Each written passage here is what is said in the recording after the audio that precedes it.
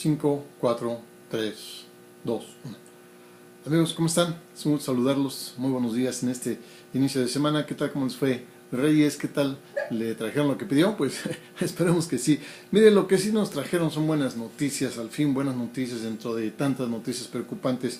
Y esto se refiere pues a datos económicos, a datos de la inflación en nuestro país. Resulta que ha disminuido la inflación en México. Para el periodo de 2011 la inflación fue de 3.82%, lo cual es una noticia muy buena si lo comparamos con la inflación del 2010, que fue de 4.40%. Bueno, alguna buena noticia teníamos que tener y qué bueno, esto es muy importante, aunque por otro lado, bueno, hay que matizarlo, ya que el sector que más aumentó sus precios fue el sector que comprende los alimentos, las bebidas y el tabaco. Este tuvo un incremento de 6% en el último periodo. Entonces, bueno, es un sector que aumentó. Lamentablemente el sector de los alimentos, que siempre golpea a la parte más vulnerable de la población, pero en términos generales pues siempre será una buena noticia que la inflación disminuya, que no siga incrementándose año con año y que con relación al año inmediato anterior pues haya tenido un descenso. Esto implica que a nivel macroeconómico pues estamos bien en términos generales, pero sigue el gran pendiente, la gran asignatura pendiente de aterrizar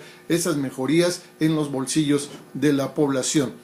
Por otro lado, pues en cuanto a cuestiones del empleo y todo esto, ahí sí quisiéramos que hubiera mejores noticias, pero no es así.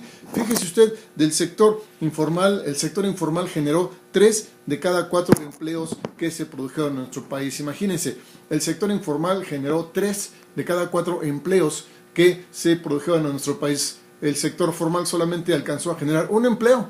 Y estos son datos del IMSS, del Seguro Social y del INEGI.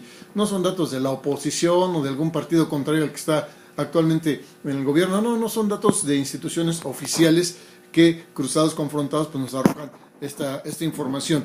Mire usted, hay un dato preocupante aquí también, porque más de 2,5 millones de personas en edad de trabajar pues desistieron de buscar trabajo al no encontrarlo y han pasado a formar parte del sector llamado de la población disponible, eufemismo para referirse a los que no encuentran trabajo, que a su vez está comprendido dentro de la población no económicamente activa. Más de 2,5 millones de personas. En cambio, aquellos que sí siguen buscando, insisten en buscar y buscar trabajo, pues estos tuvieron un incremento del 202%. ¿Y esto en qué periodo ocurrió? Pues estos son datos de los últimos 11 años. Sí, los últimos 11 años, es decir, durante el sexenio de Vicente Fox y luego el periodo de Felipe Calderón. Estos son los datos que hemos tenido en materia de empleo y de desempleo. Esto pues le da un terreno fértil a la delincuencia organizada, porque al no encontrar trabajo pues muchos de esos jóvenes lamentablemente se van por la vía fácil, que finalmente termina en tragedia en la mayoría de los casos. Otros pues se van a migración, ¿verdad? Se van de migrantes a buscar trabajo al vecino país del norte, y bueno, pues sabemos también las consecuencias que esto tiene. El chiste o el problema aquí, el caso es reflexionar que no es posible que nuestra economía esté siendo financiada a nivel de empleos por el sector informal, que además pues es un sector que por obvias razones no está pagando impuestos, los registros no son muy fidedignos que digamos, aunque sí es posible tener un cierto tipo de contabilidad, pero algo está faltando hacer en las políticas económicas que no está facilitando que el sector formal, el que crea empleos con derechos, con prestaciones, etcétera, es el que esté creando empleos. Y esto pues a qué obedece precisamente al desatino en el manejo de las políticas en materia de generación de empleos y estímulos a la creación de los mismos. Vamos a ver qué cambios se dan en este último periodo del gobierno de Felipe Calderón, porque pues no podemos seguir así financiando nuestra fuente de empleos con sectores informales, situación que no es exclusiva de México, por eso bueno, eso no es una excusa pues para que esto se presente. Y pues amigos, finalmente la nota nuevamente la sigue dando el gremio magisterial. Yo le preguntaría a usted, en cualquier empresa, en cualquier institución, en cualquier entorno laboral, pues lo más normal, lo más común y además recomendable es que se realice una evaluación periódica de la gente que trabaja, se les capacite y bueno, se les esté revisando, les esté evaluando cómo van.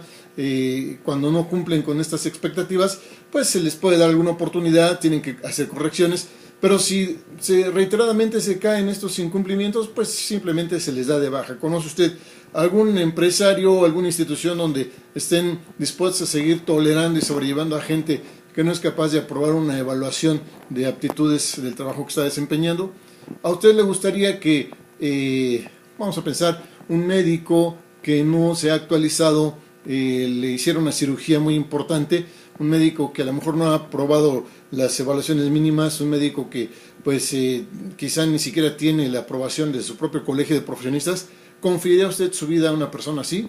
Pues mire, eso es lo que estamos haciendo con el gremio. Resulta que la educación de nuestros hijos está en manos de un gremio que no quiere someterse a una evaluación, cuando ellos sí hacen evaluaciones a los alumnos, o se supone que las deben hacer, y se supone que alumnos que no las aprueban, pues son reprobados y tienen que recursar. Pero resulta, amigos, que el gremio, el sindicato, pues está apelando a esta medida de la Secretaría de Educación Pública. No quieren que se les haga ninguna evaluación porque temen que al no aprobarla, que es lo que ha ocurrido, pues se les dé de baja, se les quite la plaza y dicen que atenta contra sus derechos laborales, etcétera. Y uno se pregunta, bueno, ¿y los derechos de millones de niños mexicanos de recibir una educación de calidad?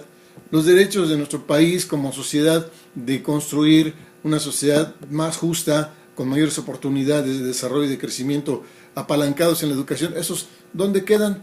Hemos de seguir manteniendo con nuestros impuestos a este gremio, donde todos lo sabemos, el interés más que nada es político, es un interés por el poder en sí mismo, y donde el interés por la educación del país pues pasa a segundo plazo. Hemos de seguir manteniendo con nuestros impuestos el salario de personas que no quieren someterse a hacer un examen que en otros ámbitos laborales es perfectamente normal y necesario, por miedo a perder la chamba. O sea, los docentes no quieren ponerse a estudiar, no quieren ponerse a preparar un examen para aprobar y seguir manteniendo su plaza, su calidad educativa, mejorar ellos, mejorar el país en el que están y a las nuevas generaciones.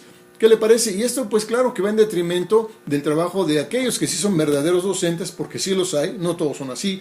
Sí hay verdaderos docentes con vocación de servicio y no con vocación de servirse, como parece el caso de este gremio. También queda la pregunta, ¿será esto una medida del gobierno federal en vísperas de ya en un año electoral, para buscar ciertos arreglos, ciertas negociaciones? Recuerde usted que el papel que jugó el gremio del Bester pues fue muy relevante en las elecciones del 2006. Entonces, pues también hay que leerlo en el contexto del año en el que estamos viviendo.